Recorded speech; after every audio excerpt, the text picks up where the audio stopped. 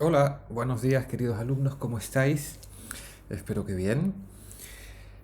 Os prometí a algunos de vosotros que iba a grabar la clase sobre la ópera seria, que como hemos tenido un final de trimestre tan complicado, pues no todos pudisteis asistir o no todos pudisteis asistir a la clase completa. Así que aquí estoy, dispuesto a resumiros o a contaros un poquito de qué va esta clase extraordinaria, que no entra exactamente en el temario y que está a caballo entre los dos cursos. Digamos que el tema de la ópera seria se trata le- levemente o se trata algo cuando hablamos de Händel en primero y luego cuando hablamos de la ópera del 18, pero no se le dedica un tema en exclusiva. Así que aprovechando esta semana que teníamos sin una docencia normalizada, pues habíamos propuesto hacer esta introducción a la ópera seria. Digamos, el tema este va insertando diferentes audiciones. Así que lo que os propongo es que yo grabo sin las audiciones, os indico dónde hay que escuchar cada una de las audiciones y luego voy a intentar poner el enlace a la lista de Spotify en la descripción del vídeo, o si no os mando el enlace a la lista de Spotify por otro lado y ya los vais escuchando al mismo tiempo que escucháis la explicación. Bien, vamos a empezar. El 4 de noviembre de 1734, en el Teatro Imperial de Viena, se estrenó el drama per música titulado La Clemenza di Tito. La Clemenza di Tito es un título que nos suena mucho y que lo asociamos con una ópera de Mozart. Pero La Clemenza di Tito, de la que estamos hablando, es una obra que se estrenó 22 años antes del nacimiento de Mozart y que en la portada del libreto, que es esta que tenemos aquí, podemos ver quiénes fueron los principales protagonistas de este estreno. Como veis, así traduzco lo que dice la portada, La Clemencia de Tito es un drama per música para representarse en la corte cesárea, es decir, en la ciudad de Viena, que era la sede de la corte imperial en aquel momento, en honor del nombre gloriosísimo de Carlos VI, el emperador de los romanos, es decir, el emperador del Sacro Imperio Romano Germánico, por encargo de la emperatriz Isabel Cristina. Aquí tenemos a los dos protagonistas de esta portada, el emperador y la emperatriz, rodeados de su prole. Y luego en letra más pequeña se dice que el poema, la poesía de la Clemencia di Tito, ha sido escrita por el abate Pietro Metastasio, poeta imperial de la corte, que es este señor de aquí, y la música por Antonio Caldara, vicemaestro de capilla de su Alteza Imperial y Católica y todas las cosas que era Carlos VI, el emperador Carlos VI. Bien, desde este estreno en 1734, La Clemencia de Tito fue una ópera muy popular. Bueno, vamos a decirlo de una forma más exacta. Fue un libreto operístico muy popular que recorrió todos los teatros de Europa. Y aquí os pongo una lista de las diferentes musicalizaciones que recibió la Clemencia de Tito entre su primera representación sobre las tablas en 1734 y la última de las que se tiene noticia, no la última representación de la Clemencia de Tito, sino la última musicalización de este texto de 1803. Hay como 40 o más de 40 versiones musicales diferentes del texto de Metastasio. La más conocida es la de Mozart, de 1791, pero no es más que una de tantas que recibió.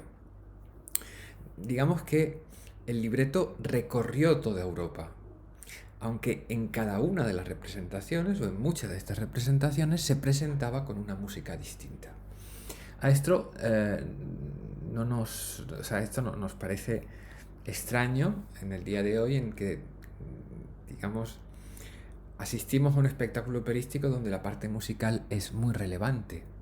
Sin embargo, la moraleja que yo quiero que saquéis de este tema es que en el siglo XVIII, en esto que hemos venido a llamar la ópera seria, el libreto, el texto, era el vehículo principal de transmisión de contenidos.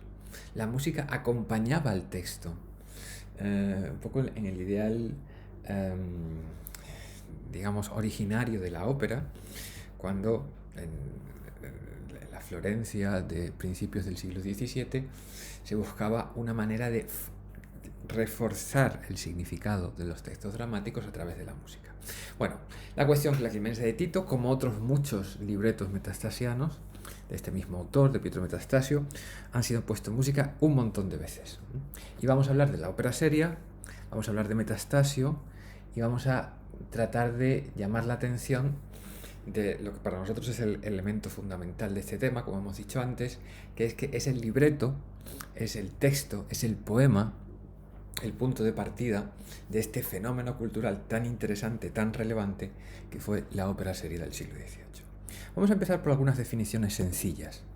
La ópera seria es la denominación con la que nos referimos a la ópera italiana del siglo XVIII, cuyo tema es heroico o trágico, en contraste con lo que conocemos como ópera bufa, que tiene otros temas más ligeros, más divertidos y más, digamos, más modernos también, porque todos los libretos de ópera seria tratan sobre asuntos de la antigüedad, ¿no? Es decir, los protagonistas son romanos, griegos, cartagineses, mientras que en la ópera bufa los protagonistas son modernos. Bien, esta denominación de ópera seria en realidad es una denominación relativamente moderna. A principios del XVIII, como hemos visto en el libreto que hemos enseñado en la primera diapositiva, se denominaban estos espectáculos drama per música. Y el cambio de denominación yo creo que no es inocente, porque en drama per música se pone el acento en drama, es decir, en teatro para la música.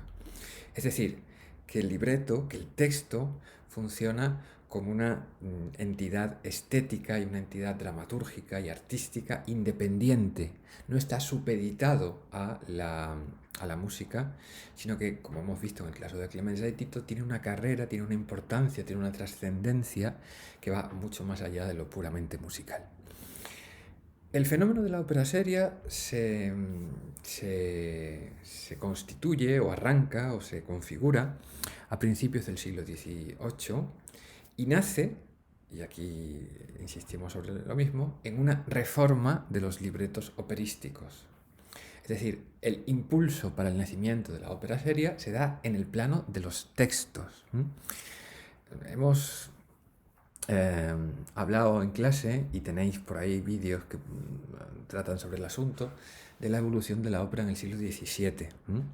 Recordad que la ópera nace a principios del XVII como un espectáculo humanista y cortesano, es decir, como un espectáculo de una gran pretensión intelectual y que se origina en el ambiente de las cortes del norte de Italia, aristocrático por tanto y elitista, pero que luego a partir de 1637 se produce una mutación del espectáculo operístico hacia nuevas formas más, vamos a decir, populares y comerciales, que tienen que ver con lo que llamamos en otro vídeo, que está por ahí, la ópera empresarial veneciana. Si os parece, os pongo los enlaces de estos vídeos por si queréis verlo, el primero sobre el nacimiento de la ópera y luego el de la ópera veneciana.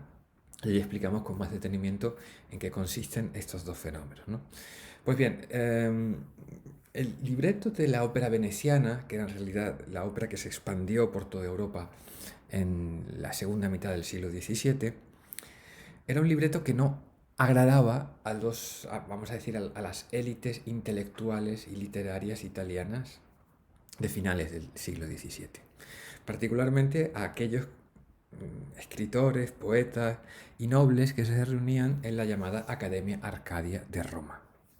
La Academia Arcadia era una tertulia de eruditos que había nacido un poco al calor de la actividad artística e intelectual que se fraguó en torno a la figura de la reina Cristina de Suecia, de la que hablamos en algún vídeo también, y a los miembros de la Academia Arcadia no les gustaba que los libretos operísticos al uso fuesen indisciplinados desde el punto de vista literario, incluyesen elementos irracionales y tuviesen, vamos a decirlo así, un carácter moral dudoso. En realidad, todos estos libretos del XVII se inspiraban en las formas dramatúrgicas de la Comedia Nueva de Lope de Vega, Y los intelectuales romanos de finales del siglo XVII y principios del XVIII pensaban que ese no era el modelo más sano. Y lo que proponían era recuperar las reglas, los principios, las estéticas de la tragedia griega, tal y como estaba plasmada en la poética de Aristóteles. Y tal como había sido también llevada sobre el escenario en el teatro neoclásico francés del siglo XVII. Es decir, que tenían el modelo remoto de lo que Aristóteles había propuesto y un modelo más cercano, que era el de Racine y Corneille, en un momento en que la cultura francesa cada vez era más importante en toda Europa, ¿no? En fin, digamos, a partir de estas ideas, a partir de la crítica de lo que se hacía hasta el momento y a partir de la propuesta y de los modelos que acabamos de señalar, en torno a 1710 se establecen algunas prácticas literarias en los textos operísticos, en los textos escritos, en los dramas para ser musicalizados, que acaban definiendo lo que es la ópera seria desde el punto de vista textual. Es un espectáculo en el que se respetan las unidades del teatro, las unidades del teatro clásico, las tres unidades de Aristóteles, la unidad de acción, de tiempo y de lugar. Es decir, que hay una sola acción principal, a diferencia de lo que ocurría en la Comedia Nueva de Lope de Vega, que solía mezclar dos tramas. Todo ocurre más o menos en un tiempo congruentemente unificado, es decir, no hay grandes saltos temporales, ni tampoco hay grandes saltos geográficos, sino que todo pasa más o menos en el mismo tiempo, más o menos en el mismo sitio y más o menos una sola cosa. Lo que buscaban estas unidades de acción de tiempo y de lugar, era darle verosimilitud a lo que ocurría. Es decir, que aquello que se representaba sobre la escena debía ser visto como algo que formaba parte del mundo o que formó parte del mundo real. Por eso todos los libretos operísticos de este estilo suelen estar basados en episodios de la historia, como los telefilms estos de la tele basados en hechos reales, ¿no? Los hechos reales son los que describían los historiadores del pasado, perdón, los historiadores clásicos, y digamos, para dar una total verosimilitud a lo que ocurría, las tramas avanzaban solo a través de la actividad de los personajes y de fenómenos naturales. ¿Qué quiero decir con esto? En el 17 era habitual que apareciesen en las óperas personajes o elementos sobrenaturales que intervenían en la acción. Que un dios surgiese y resolviese el problema de los amantes, o que hubiese un mago que hiciese un encantamiento. Bueno, todos estos asuntos que están fuera del mundo natural quedan excluidos en pos de esta verosimilitud en la ópera seria. Como la ópera seria era un espectáculo que tenía como una doble naturaleza, por un lado buscaba entretener, es decir, era un espectáculo que tenía como objetivo principal tenía como objetivo, digo, entretener, porque era un espectáculo comercial que buscaba el entretenimiento, pero por otro lado también como obra literaria neoclásica buscaba instruir. En el 18 estaba muy clara esta idea de que el teatro era una escuela de costumbres, es decir, que el público debía verse favorecido moralmente por lo que ocurría. Por lo tanto, los textos buscaban el buen gusto, la dignidad, la naturalidad, la corrección moral. Voy a poner algunos ejemplos buenos ejemplos o algunas cuestiones que se pueden comentar para comprender la naturaleza o algunas características de la ópera seria. El aficionado medio, incluso aquellos que son grandes aficionados a la ópera, siempre se asocia los títulos operísticos con finales trágicos. Estamos acostumbrados a ver óperas del 19 y ópera del 20, donde acaban siempre los espectáculos con desolación, muertes, suicidios, asesinatos y tal. En los libretos de ópera seria se evita mostrar sobre la escena estas cosas. Era preceptivo que hubiese un final feliz, lo que llamaban un lieto finale. Y si tenía que haber muertes, porque a veces había suicidios, asesinatos, batallas y tal, esto ocurría fuera de la escena. Y lo que el espectador recibía era la narración de esas desgracias. digamos, este es un poco el tono aristocrático, exquisito, de buen gusto y de alta dignidad que se quería implantar o que se quería desarrollar con estos libretos. Bueno, vamos al asunto que me he quedado ahí un poco parado. Es que esto es que estamos de vacaciones y se nota, ¿eh? Y además tengo interrupciones infantiles de vez en cuando, que me disculparéis. Bien, el que llevó a su perfección el ideal de libreto arcadiano, el ideal de libreto de ópera seria, es el autor del texto de la Clemencia di Tito, del que ya hemos hablado alguna vez, que es Pietro Metastasio. Vamos a presentar a este personaje y vamos a dividir su vida como en 3 periodos para comprender cuál fue un poco su trayectoria. Metastasio nació en una familia humilde. Lo que pasa es que desde muy joven destacó por sus habilidades lingüísticas. Parece que tenía gran facilidad con las lenguas clásicas, tiene una gran facilidad de versificación y su formación fue financiada, protegida por una serie de mecenas romanos.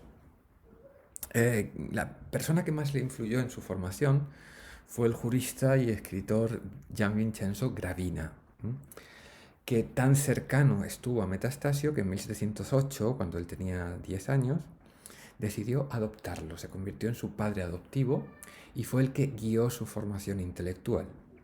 Tenemos que tener presente que Gravina fue miembro fundador de la Academia de la Arcadia y uno de sus más destacados representantes de primera hora, por lo que la formación de Metastasio se produjo en el ambiente intelectual de la Academia Arcadiana que hemos descrito. Podemos decir que Metastasio fue un hijo de esta institución cultural. A la muerte de Gravina empieza una segunda etapa en la vida de Metastasio en la que él se dedica a, vamos a decir así, a conquistar la escena teatral italiana. Lo hace, digamos, al principio tímidamente. Las primeras noticias que tenemos de textos dramáticos musicales metastasianos son algunas azioni teatrali que se escribe para nobles napolitanos. Esto de las acciones teatrales o las fiestas teatrales o las serenatas era toda una panoplia de diferentes tipos de, vamos a decir, como óperas de cámara, generalmente de temas mitológicos, en pequeño formato, quiero decir, con pocos cantantes, con pocas arias, con poco desarrollo, que se escribían para ser interpretadas en los palacios para conmemorar algún acontecimiento especial. Por ejemplo, una boda, como es el caso de Endymione, o por ejemplo un cumpleaños de una emperatriz. Este era un tipo de espectáculo, vamos a decir así, en la que se mezclaban cuestiones aristocráticas, intelectuales, y un poco para un grupo muy restringido de personas. En este mundo, vamos a decir, palaciego, dramático, musical palaciego, Metastasio conoció a una famosa soprano que ha pasado por aquí, que es esta Marianna Benti, que se apodaba como la Romanina, que parece ser que fue la que le indujo a salir de ese coto cerrado de las tertulias intelectuales y de la vida artística palaciega y escribir para los teatros comerciales de ópera. En 1724 estrenó en Nápoles su primera ópera, que recibió el título de Didone Abbandonata. Esta ópera fue musicalizada en su primera versión por Domenico Sarro. Nosotros hemos escuchado en clase El impresario delle Canarie, que es el intermezzo que acompañaba esta ópera y que nos sirvió un poco como de punto de partida para comentar la problemática de la ópera en el siglo XVIII, ¿no? Lo digo simplemente como recuerdo para los alumnos de segundo. Vale, después de Didone Abbandonata siguió estrenando con diferentes, digamos, en diferentes escenarios italianos, ahí pongo el título de alguna de las obras que estrena, y entre paréntesis el compositor, en este caso Vinci, que pone música a la primera versión de textos que van a recibir muchísimas musicalizaciones. Recordad que Vinci era uno de los primeros compositores de lo que llamamos estilo galante. De hecho, hay una relación muy estrecha y muy interesante entre el nuevo libreto metastasiano y la irrupción de estas nuevas formas de componer, que es la que llamamos estilo galante. No todos los compositores que ponen música a Metastasio pertenecen a este estilo, pero sí que hay una coincidencia cronológica entre el libreto al estilo metastasiano y esta manera de componer. En 1730, Pietro Metastasio fue llamado a Viena para ocupar el cargo de poeta imperial de la corte.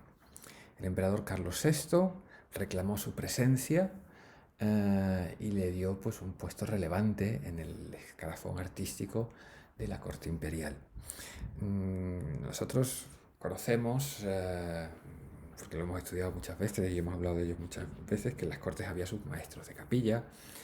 Sabemos que había sus pintores del rey o pintores de cámara, eso es algo, digamos, como de cultura general. Nos suena que, por ejemplo, Velázquez fue pintor de cámara de Felipe IV, o que Goya fue pintor de cámara, es decir, que formaban parte de la corte. En algunas cortes también había como escritores de cámara, o escritores vinculados a la corte. Y ese es el cargo que ocupó desde 1730 hasta su muerte Metastasio en Viena.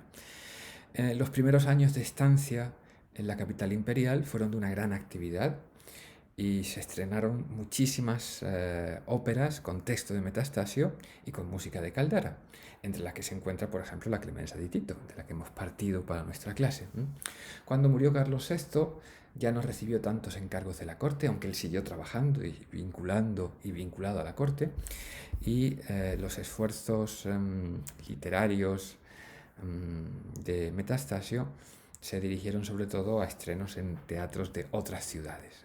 Y ahí os pongo pues, algunos títulos que se estrenaron pues, en Dresde, en Innsbruck, en Milán.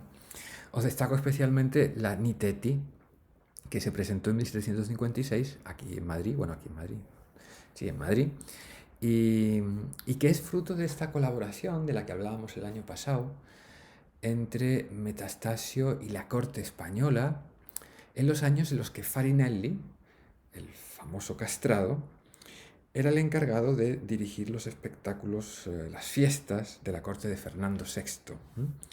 En el tema que dedicamos a Domenico Scarlatti, hablábamos de esta actividad extraordinaria que hubo en la corte española en torno a Farinelli y en torno pues, a las aficiones musicales de Fernando VI y Bárbara de Braganza.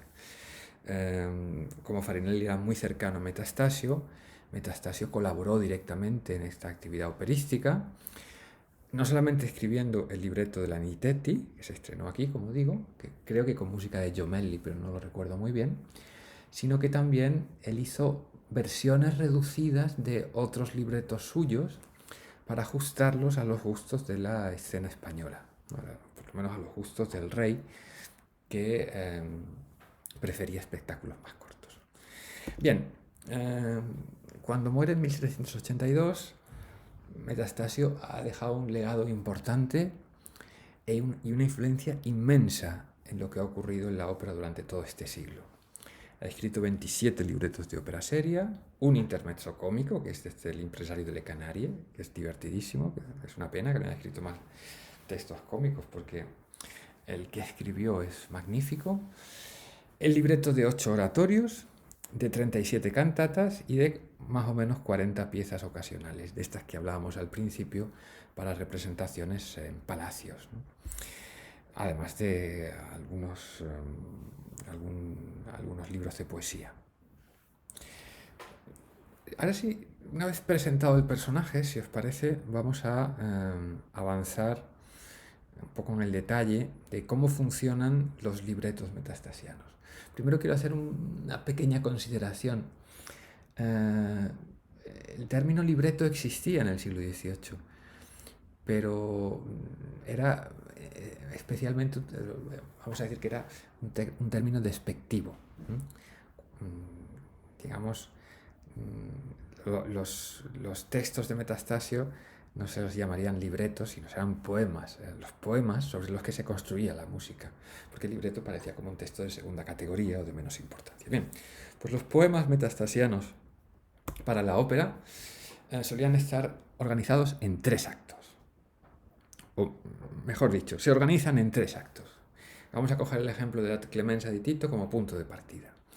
Cada acto está dividido en 2 o 3 cuadros, es decir, hay como un par o 2, o 3 cambios de decorado. Y el acto a su vez está dividido también en entre 10 y 20 escenas. ¿Qué es lo que marca el principio y el final de una escena? Pues la aparición o desaparición de algún personaje. Veamos el principio del primer acto de la Clemencia di Tito. Se levanta el telón y hay 2 personajes en escena, que es Vitellia y Sesto. Esa es la escena primera. A estos 2 personajes se añade otro más, que es Anio, y la llegada de Anio marca el comienzo de la segunda escena. Enseguida se va Vitellia y se queda Sesto y Anio solos, tercera escena. Y finalmente se va Anio y se queda Sesto solo, cuarta escena. Es decir, cada vez que entra o sale un personaje hay un cambio de escena. También es interesante señalar que los cuadros presentan, vamos a decir así, un crecimiento y decrecimiento en el número de sus personajes. Vamos a decir que las primeras escenas de cada cuadro hay 1 o 2 personajes, luego va creciendo su número, llega a un máximo y luego esto va disminuyendo hasta que el cuadro termina con una escena en la que hay un personaje solo, que es el que cierra. Lo podéis ver en la primera escena en el primer cuadro del primer acto, en el segundo, en el tercero, en realidad en todos, excepto el último cuadro del tercer acto que tiene un final en el que están todos los personajes juntos. ¿De qué va la Clemencia di Tito? Metastasio nos ofrece en el libreto una pequeña descripción de cuál es su contenido, cuál es el punto de partida para la historia que nos cuenta. Para los que no conozcáis la historia que cuenta la Clemencia di Tito, vamos a traducir el argumento que está resumido por el propio autor en su publicación. Dice algo así como, perdonad mi italiano que es nulo: no ha conocido la antigüedad ni mejor ni más amado príncipe que Tisto Vespasiano. Su virtud lo hizo a todos tan querido que fue llamado la delicia del género humano, que es una denominación muy bonita, la delicia del género humano. Y sin embargo, 2 jóvenes patricios, uno de los cuales era su favorito, conspiraron contra él. Descubierta la conjura, fueron condenados por el Senado a morir. Sin embargo, el clementísimo César, contento de haberles amonestado paternalmente, les concedió a ellos y a sus cómplices un generoso perdón. Por eso se llama la Clemencia di Tito, la Clemencia di Tito. Luego, entre paréntesis, dice Suetonio, Aurelio Vittore, Dione, Zonara. Estos son nombres de historiadores antiguos en los que se basa esta historia. Es decir, el libreto no es una invención de Metastasio y ahí te está explícitamente indicando que está sacado de fuentes de la historia antigua. Lo que pasa es que las fuentes están, vamos a decir así, ficcionalizadas, no sé si existe esta palabra, están convertidas en ficción a partir de algunos elementos que Metastasio coge de los textos antiguos. Por ejemplo, Suetonio, en la vida de los 12 Césares, cuando habla de Vespasiano, de Tito, y habla de su clemencia, dice: siempre dispuesto a olvidar y perdonar males y enemistades, estableció magníficamente a la hija de Vitelio, su enemigo, la dotó y la proveyó de todo. Para conseguir el trono imperial, Tito Vespasiano tuvo que vencer a este Vitelio, que también era emperador. Bueno, ahí había un lío muy grande, porque la autoridad imperial estaba muy disputada, entonces le venció, pero parece que se portó muy bien con su hija. Bueno, a partir de esta referencia que hay en Suetonio, desarrolla su trama Metastasio. Una trama que está organizada en 6 personajes, ¿no?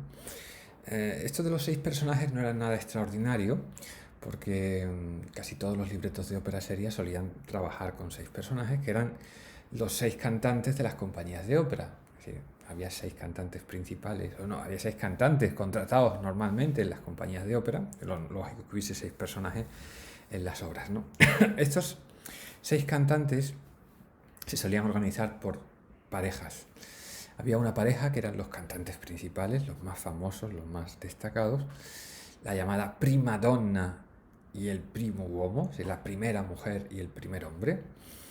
Después había otra segunda pareja, que era la seconda donna y el secondo uomo, y después la terza donna y el terzo uomo, el primer hombre, la primera mujer, el segundo y el segundo. Esta jerarquización tenía que ver con lo que cobraba cada uno y con lo que cantaba cada uno. Por eso es útil, para enterarnos quiénes son los protagonistas, qué papeles eran interpretados por la prima donna y por el primo uomo, ver el número de arias que la Clemenza di Tito tiene para cada uno de los personajes. Así vemos que Vitellia y Sesto tienen 5 arias cada uno. Eso significa que son la pareja protagonista. Esto se llama la Clemenza di Tito. Los protagonistas son en cambio los amantes Vitellia y Sesto. Después hay 3 personajes que tienen 4 arias, Tito, Servilia y Annio, y un personaje que claramente es un personaje menor, que es Publio, que tiene solamente 2. No solamente es el número de arias, sino también la disposición que estas arias tienen en el libreto. Aquí lo que os pongo es, junto a cada una de las escenas, en mayúscula y en negritas, el nombre del personaje que canta el aria. Si os dais cuenta, al final del primer acto, lo último que escuchamos es un aria de Vitellia. Eso pasa igual en el segundo acto. Lo último que escuchamos es un aria de Vitellia. En el tercer acto, que acaba con un coro, el último aria que escuchamos es un aria de Vitellia también. Así que Vitellia es, sin lugar a dudas, la protagonista de la Clemenza di Tito. El coprotagonista sería Sesto. Así vemos que cuando acaba el primer cuadro del primer acto, lo que tenemos es un aria de Sesto. Cuando acaba el primer cuadro del segundo acto, lo que tenemos es otro aria de Sesto. Y hemos dicho antes que la conclusión del primer y el segundo acto son arias de Vitellia, pero la que precede al aria de Vitellia final es siempre un aria de Sesto. En contraste, fijaos, por ejemplo, dónde tiene sus 2 arias Publio, que es, hemos dicho, el personaje más cutre, el personaje menos relevante, vamos a ver, no cutre, sino menos relevante. Pues tiene 2 arias, una que está al principio del segundo acto y otro al principio del tercer acto. Esas son las que se han llamado arias de sorbete, arias di sorbetto, que son aquellas que aprovechaba la gente para ir a tomarse una copita o para descansar, para no estar tan pendiente, porque era un personaje menos relevante y un personaje, vamos a decir, a todas luces secundario. La Clemenza di Tito en el libreto original de Metastasio tiene 24 arias y no tiene ni un solo número de conjunto. Es decir, no hay dúos, no hay tríos, no hay cuartetos, no hay nada de eso. Hay un par de intervenciones del coro. Y esto no es solo de la Clemenza di Tito, sino que es algo general. En la ópera seria, en los libretos metastasianos, los coros son ocasionales y los números de conjunto son infrecuentes. También hay que llamar la atención de que no hay números de ballet, que esto era habitual en la ópera francesa coetánea, y los elementos cómicos están absolutamente excluidos. Esto diferencia las óperas serias de las óperas venecianas del XVII, y esto justifica que se desarrollasen paralelamente a las óperas serias otros espectáculos dramáticos musicales de carácter cómico, como eran los intermezzos y las óperas bufas. Bien, os voy a señalar quiénes fueron los cantantes que estrenaron la Clemenza di Tito en la versión primera de Caldara, con música de Caldara. Aquí veis, como veis, existe una relación entre el género del personaje y el género del cantante. En la trama hay solamente 2 personajes femeninos y hay solamente 2 cantantes femeninas. Sin embargo, tenemos que tener presente una cosa que es muy importante para la tímbrica de la ópera seria, que es que los principales cantantes masculinos que intervenían en estas funciones eran castrados, cantantes emasculados, es decir, hombres que por una intervención invasiva, vamos a decirlo así, masculinidad, pues conservaban o desarrollaban un tipo de voz con características extraordinarias, que eran como voces en parte infantiles, pero desarrolladas en un cuerpo que había crecido extraordinariamente, bueno, los famosos castrados, ¿no? Felice Salimbeni, el cantante que se presentó en escena por primera vez en la historia como Sesto, era uno de estos castrados. Y la presencia de los castrados hace que la tesitura general de las óperas serias siempre se mueva por el agudo, es decir, que el protagonismo de la voz femenina sea la de la soprano, y la voz masculina la del castrado. Aquí os presento a Salimbeni, que tuvo una típica carrera de castrado exitoso. Estudió con Pórpora, que fue el gran profesor de canto de aquellas generaciones, y tras un debut en Roma, luego pasó el resto de su vida pues cantando en cortes centroeuropeas. Estuvo en Viena, en Berlín, murió en Dresde, en fin. Este recorrido, bueno, había más recorridos, había más circuitos, pero este tipo de circuito era muy habitual. Como veis, en Viena estuvo entre el 33 y el 39. Es decir, que participó del estreno de la Clemencia di Tito, pero también de los otros títulos que Metastasio y Caldara pusieron sobre escena en aquellos años. Vamos a entrar ahora en cómo funciona una escena. Hemos visto cómo se organiza la ópera en general, los actos, las escenas. Ahora vamos a entrar en una escena y vamos a ver cómo se organiza desde un punto de vista literario. Si veis, esta es una escena del primer acto. Hay dos tipos de versificaciones. Al principio, Metastasio utiliza lo que se llaman versi solti, que es lo que en español conocemos como versos blancos. Y luego, bueno, esto es el principio, ¿no? Amico, e col momento di rendermi felice, all'amor mio servilia prometesti, altro no manca che d'Augusto l'ascenso, ora da lui impetrarlo potresti, ¿no? Y luego al final nos encontramos con un poema estrófico. Io sento che in petto mi palpita il core, non so qual sospetto mi faccia temer, se dubio il contento diventa in amore sicuro tormento, l'incerto piacer, que yo no sé italiano, que yo esto lo leo así de oída. Esta doble división entre versi solti, entre versos blancos y un poema estrófico en dos estrofas, esto es muy importante, en arte menor, dos estrofas, todo esto, lo que nos está indicando por parte de Metastasio es cómo debemos musicalizar este texto. La primera parte tiene que resolverse a través de recitativos. Y la segunda parte es claramente un aria da capo. Aunque es algo que conocéis, os recuerdo un poquito cómo funciona literariamente las arias da capo. Hemos dicho que son dos estrofas, un poema de dos estrofas. En la primera sección, que es la sección A, se ponen en música las cuatro, digamos la primera estrofa, en este caso son 4 versos. Así que lo primero que escuchamos es un ritornello, luego una primera sección que hace un recorrido tonal entre la tonalidad principal y la de la dominante, es decir, cadencia al final en la dominante, y en esa primera sección se desarrolla toda la primera estrofa. Después escuchamos el ritornello, la intervención instrumental en el quinto grado, la tonalidad de la dominante, y viene otra sección con los mismos materiales modificados de la sección inicial, en el que se produce la vuelta a la tonalidad de la tónica y se repite otra vez el texto de la primera estrofa. Toda esta primera parte del aria da capo se cierra con la interpretación de nuevo del ritornello en la tonalidad de partida. Acabado esta primera sección, llegamos a B.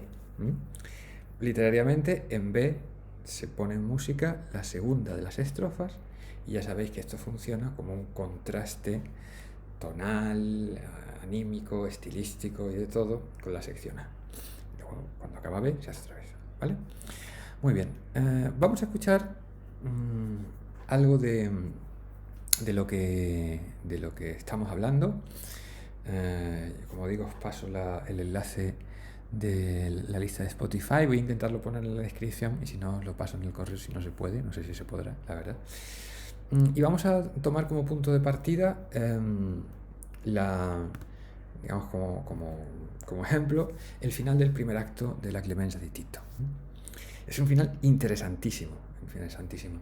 Está, bueno, os cuento un poquito de qué va la trama en sí. Hemos leído el argumento, pero os cuento un poquito de qué va la trama. Vitelia, la hija de este emperador destronado, cree que a ella le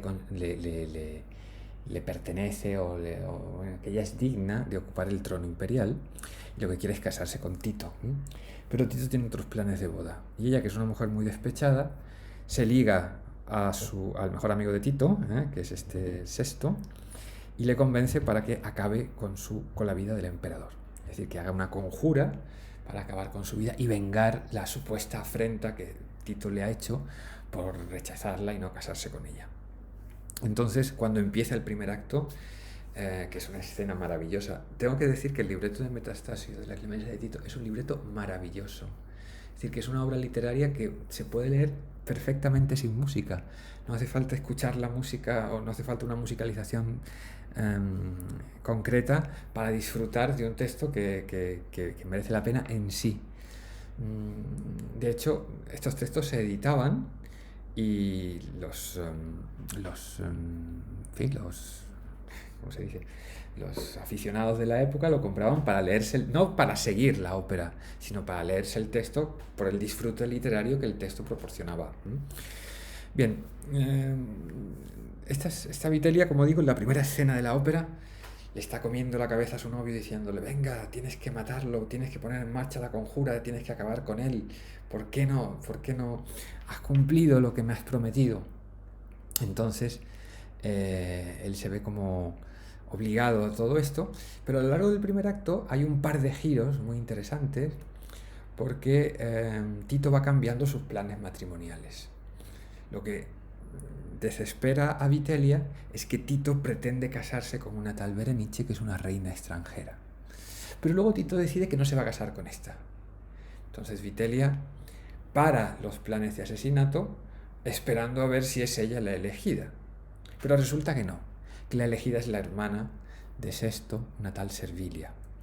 Entonces pone otra vez en marcha los planes de la conjura, induce a su novio a poner en marcha esos planes de la conjura, y ya cuando se va acabando el acto nos encontramos con que Sesto sale decidido a llevar a cabo los planes maléficos que tiene para acabar con el buenísimo emperador Tito, esta delicia del género humano. Vitelia se queda sola, y ahora vienen las dos escenas de las que vamos a hablar. Vitelia se queda sola y en ese momento aparece Publio, que le dice: Vitelia, ¿qué haces aquí, que no estás en tus habitaciones? Que ella se queda así un poco sorprendida. ¿Qué pasa? Dice: el emperador te está buscando. ¿Y para qué? Porque el emperador ha decidido que tú vas a ser su esposa. Fíjate qué interesante se queda la cosa, porque claro, ella le da mucha alegría, porque es lo que buscaba, pero se da cuenta de que acaba de enviar a Sesto para matar al emperador. ¿Qué es lo que va a pasar? Sesto va a matar al emperador y se va a quedar ella un poco compuesta y sin novio. Van a descubrir la trama, van a descubrir que ella estaba detrás, entonces Tito va a rechazarla. ¿Cómo va a seguir la cosa? Pues eso, para eso hay que ver el segundo acto. Pero el primer acto acaba así, en punta, como un capítulo de estas series buenas que te dejan así con ganas de ver el siguiente. Pues así acaba el primer acto. De estas dos últimas escenas vemos que la escena 12 es todo versi solti, por lo tanto es todo recitativo. La escena 13 empieza con versos blancos y luego al final hay un aria de Vitelia. Quando sarà quel dì ch'io non ti senta in sen sempre tremar così, povero core. Vale, vamos a escucharlo en la versión de Antonio Caldara. Y os vais a dar cuenta de dos cosas. En primer lugar, que no todo el texto está musicalizado. En el recitativo vamos a tener como saltos. Eso se debe a dos cuestiones. En primer lugar, a que a veces cuando se hacen grabaciones, pues pasan de grabar todo el recitativo. Pero también es verdad que hay musicalizaciones en las que de forma consciente se evitan algunos versos.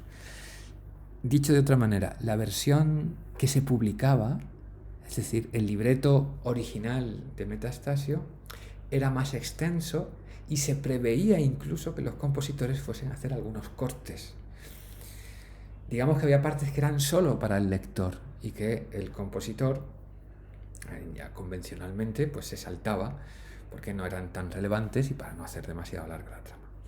Bien, entonces, en este momento yo os animo a que paréis el vídeo, escuchéis estas dos pistas de la lista que os ofrezco y luego seguimos. Vale, supongo que ya lo habéis escuchado, ya habéis visto el recitativo seco que se utiliza y ya habéis visto pues este aria tan bonita que es la que cierra el primer acto, ¿no? Yo quiero que comparemos esto. Hemos dicho que esto que escuchamos es la escena 12 y 13 del primer acto de la Clemencia de Tito en la versión de Antonio Caldara de 1734, que fue la primera versión de esta obra. Ahora vamos a dar un salto de 18 años y vamos a escuchar estas mismas dos escenas en la versión de Gluck, una versión que se estrenó el 4 de noviembre también. Claro, es que digamos, el estreno de Caldara se produjo el día del santo de Carlos VI, el emperador Carlos VI. Y el estreno de Gluck se produjo el día del santo del rey de Nápoles, que era Carlos, creo que I de Nápoles, nuestro Carlos III de España, el que luego va a venir a Madrid. Entonces, como el día del santo era el mismo día, el día de San Carlos Borromeo, pues era el mismo día las dos cosas. Vamos a escuchar la versión de Gluck y vamos a ver la diferencia entre una y otra versión. La versión de Gluck está también en la lista de Spotify, la escucháis. Hay más recitativo musicalizado, paráis el vídeo, lo escucháis, siguiendo el texto y después comentamos. Vale, espero que ya lo hayáis hecho, como os he indicado. Como veis, el estilo musical es muy diferente. En la escena 13, Gluck decide resolver toda la parte de recitativo con un potentísimo recitativo acompañado. Y luego el aria también es muy distinta, porque es un aria muchísimo más extensa, dura más de 11 minutos. Tiene este solo de oboe obligado, que es casi un concierto para oboe. Y, en fin, es un aria muy poderosa, muy virtuosística, un aria digna de cerrar el primer acto de una ópera como esta. Pero quiero señalar una cosa, que es que a pesar de las diferencias, Gluck es absolutamente respetuoso con la dramaturgia metastasiana. Es decir, donde ha indicado recitativo Metastasio, Gluck le sigue, donde ha indicado un aria da capo, Gluck le sigue. De modo que estamos viendo un ejemplo de cómo se puede, de una forma muy libre, digamos, poner en música el mismo texto, pero respetando la voluntad de partida del libretista, en este caso, el gran Metastasio. Quiero comentar una cuestión importante sobre la dramaturgia metastasiana. En la Clemencia de Tito pasan muchas cosas, y en esta escena pasan muchas cosas. Es muy intenso, muy interesante lo que ocurre, pero esto de que pues viene uno, le dice esto, la otra se queda emocionada, no sabe lo que va a pasar, se pone nerviosa. Pero si os dais cuenta, en la escena última, en la escena 13, de la acción se pasa a la reflexión sobre la acción. En un momento empieza a decir: ¿cuántos pensamientos se bullen en mi mente? Estoy afligida y contenta, gozo, vuelvo a temer, me hielo, me congelo, me enciendo. Es decir, digamos, el final, la segunda parte de la última escena, es un momento de introspección del personaje. No tanto de lo que ocurre en la trama, sino de lo que ocurre dentro del personaje. Y siempre se ha dicho, y es verdad, que los libretos de Metastasio juegan como en esos dos campos. Por un lado está la acción, que se resuelve sobre todo en los recitativos, y luego está la reflexión sobre la acción que ocurre en el aria. Esto es muy interesante, esto es muy característico de Metastasio, pero esto va provocando que a lo largo de la ópera encontremos como muchos parones en los que no ocurren cosas nuevas desde el punto de vista de la trama, sino lo que ocurre es que presenciamos a un personaje revelarnos su propia interioridad. Esta convención, que era perfectamente aceptada a mediados del siglo XVIII, luego veremos que va a dar algún problema. Y lo vamos a ver inmediatamente. Así que seguimos y llegamos a la última parte de nuestra clase. Os presento a otro emperador del Sacro Imperio Romano Germánico, Leopoldo II, que fue emperador poco tiempo, entre 1790 y 92. En estos momentos el imperio tenía muy graves dificultades. Estaba en guerra con los turcos, estaba sufriendo las consecuencias de la Revolución Francesa, que sabéis que empieza el año 89, y también tenía vecinos molestos, como era el imperio ruso y el reino de Prusia. Además, dentro del imperio, que sabéis que era un conglomerado de diferentes entidades políticas, había una creciente inestabilidad interna, había un creciente malestar, porque el predecesor de Leopoldo II, que había sido José II, que era un monarca ilustrado, había cometido algunas reformas que a los nobles de las diferentes regiones pues les habían sentado mal, más o menos mal. Entonces Leopoldo II necesitaba fortalecer el imperio y necesitaba sobre todo fortalecer la alianza del trono con las distintas familias aristocráticas. ¿Qué es lo que ideó para conseguir este objetivo? Pues desde que asumió el poder, inició una especie de gira por las diferentes regiones del imperio para ser coronado con los distintos cargos que ostentaba. Leopoldo II no era solo emperador del Sacro Imperio Romano Germánico, sino que tenía muchos cargos que estaban como vinculados con este título supremo. Esto pasa como con el rey de España, que no solamente es rey de España, sino que es rey de Sevilla y de Granada y no sé cuánto, y príncipe de Asturias, no, príncipe de Asturias en este caso no era, o conde de Barcelona o tal. Es decir, cada noble es una suma de muchos títulos nobiliarios. Entonces él quiso como reclamar esta suma de títulos nobiliarios que tenía, o por lo menos de los más importantes. El 9 de octubre de 1790 fue a Frankfurt para ser coronado públicamente como emperador y recibir el homenaje de los nobles germánicos. El 15 de noviembre de 1790 fue a Bratislava para ser reconocido como rey de los húngaros, que era otro de los títulos que ostentaba. Y el 6 de septiembre de 1791 fue a Praga para ser coronado como rey de Bohemia, en una ceremonia que tuvo lugar en la iglesia de la ciudad vieja, la catedral de San Vito. Aquí a la mano izquierda aparece como una estampita que se hizo para conmemorar, un grabado que se hizo para conmemorar el acto, que pone Leopoldo II, rey de Bohemia, rey de Bohemia. Y abajo pone coronado el día 6 de septiembre de 1791. Y abajo del todo aparece lo que era como el lema de su reinado, o que quería ser el lema de su reinado: piedad y concordia. Esto tenía mucho significado porque, digamos, como había tenido que soportar la corona imperial a algunos nobles díscolos, pues él lo que decía es que, bueno, vamos a perdonarnos, vamos a llevarnos bien, vamos a tener una entente cordial entre todos. El emperador se va a mostrar clemente, fíjate, y va a apostar por la concordia y pues por el buen rollo entre los nobles de todas las regiones. Aquí tenemos el castillo de Praga, el castillo de Praga, donde está la catedral donde se coronó. Aquí las armas y las coronas, los símbolos, vamos a decir, de la corona que recibió. Claro, la coronación fue un acontecimiento extraordinario, porque hacía mucho tiempo que no se coronaba un rey de Bohemia. Estos actos públicos a veces se hacían, a veces no. Entonces se festejó con muchas fiestas, y en este teatrito que vemos aquí se festejó también la coronación con representaciones operísticas. El encargado de llevar a cabo estas representaciones operísticas fue un señor llamado Domenico Guardasoni, que entonces era el director del Teatro de Ópera de Praga. Este muchacho había sido un tenor con una carrera notable en diferentes compañías y cantando por todo Centro Europa. Y luego, como debía ser muy listo, pues también había derivado hacia las cuestiones de empresario, primero trabajando para la compañía Bondoni y luego con una compañía propia.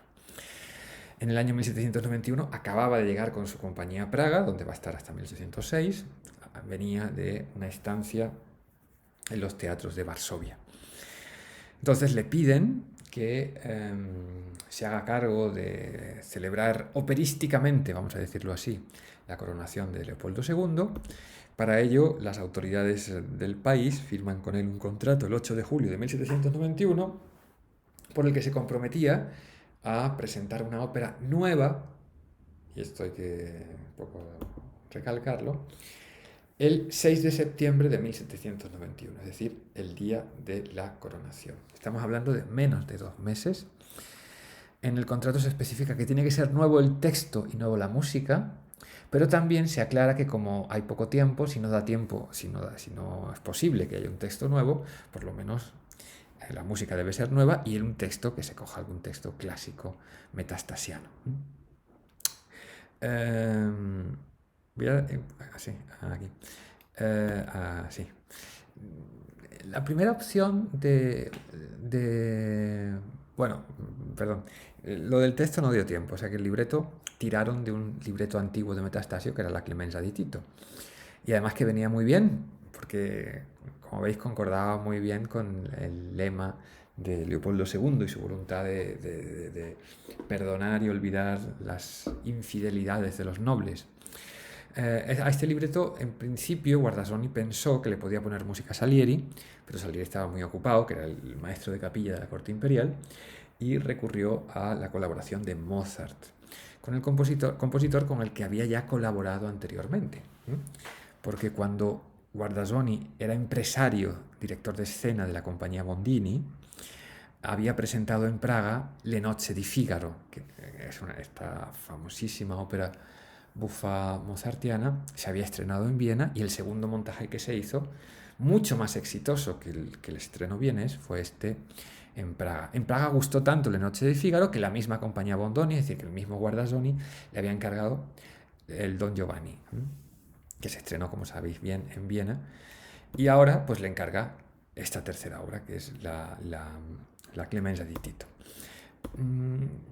Con Mozart, en este empeño de poner en tan poco tiempo sobre la escena una nueva versión de la Clemenza di Tito, colabora el libretista Caterino Mazzola.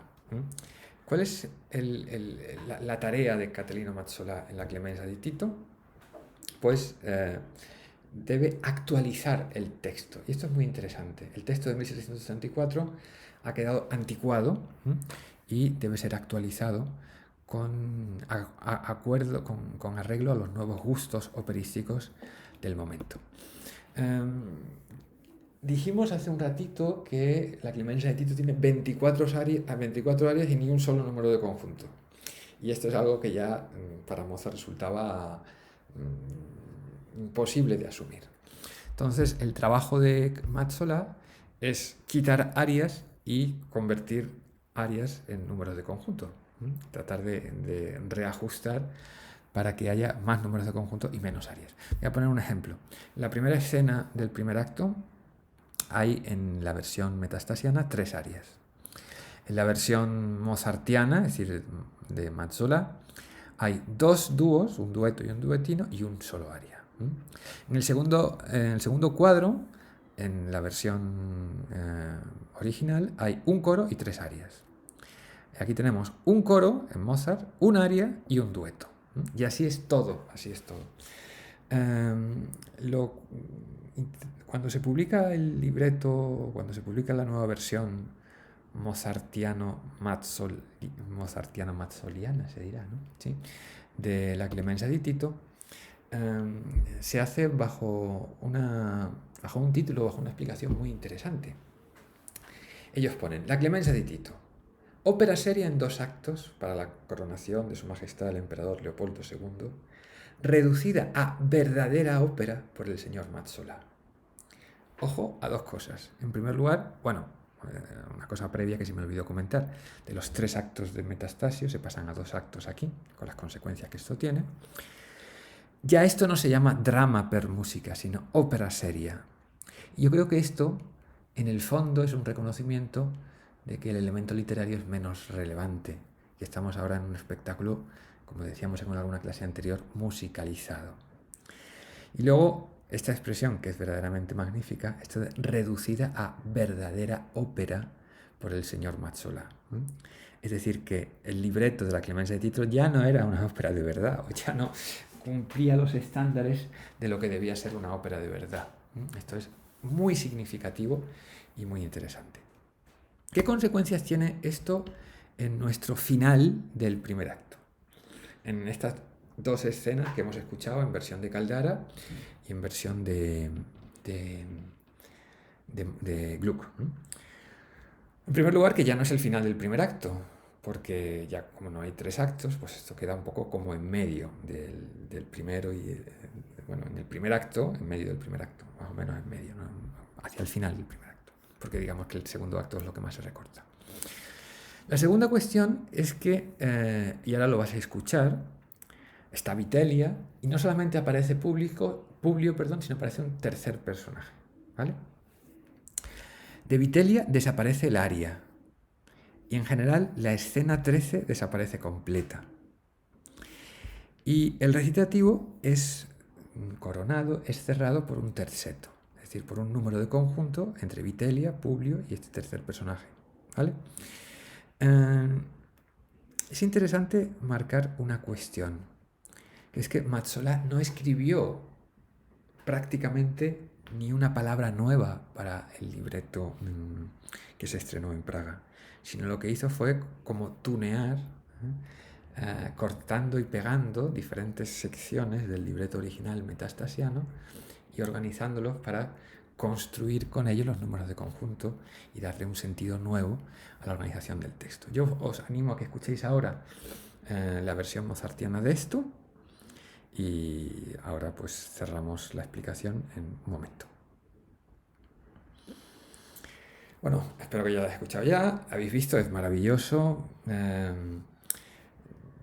Yo me gusta cerrar esta clase con un comentario que hizo una de las asistentes a